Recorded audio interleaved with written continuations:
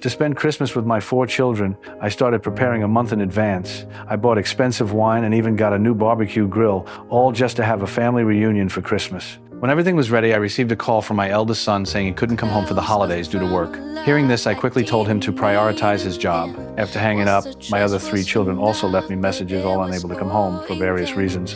Listening to these messages, I felt disappointed. Looking at the empty house, I didn't know how to spend the holiday. That's when I had an idea. I would personally visit my children. The next day, I packed my bags and set off on a journey to see my kids. My first stop was to visit my youngest son, David, who lived closest. On the way, I felt excited because I hadn't seen my children in a year. I arrived in David City and found his residence based on the address he had given me. Standing at his door, I wanted to surprise David, but unexpectedly, I waited until late at night without seeing him. I figured David might not be home. Feeling hungry, I found a nearby restaurant where I met an elderly man. Before I knew it, dawn had broken. When I returned to David's place and knocked again, there was still no response.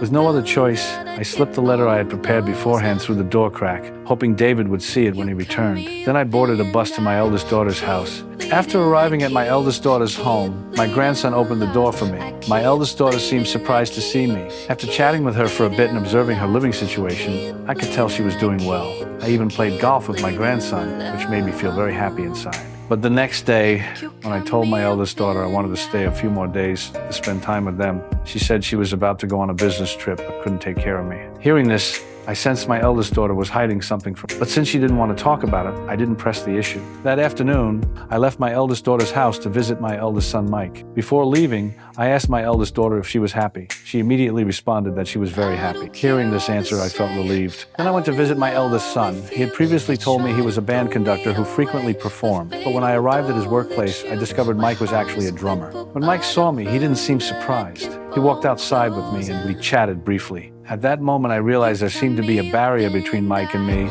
though I didn't know where it came from. When I told Mike I wanted to stay for a few days, he said he had a performance coming up and didn't have time to accompany me. Hearing this, I understood. I had Mike take me to the station so I could go to my youngest daughter, Mary's place. At the station, I asked Mike the same question I had asked his sister, whether he was happy. Mike also answered that he was very happy. Hearing this response, I seemed to understand something. I turned around and left, heading to my youngest daughter, Mary's home.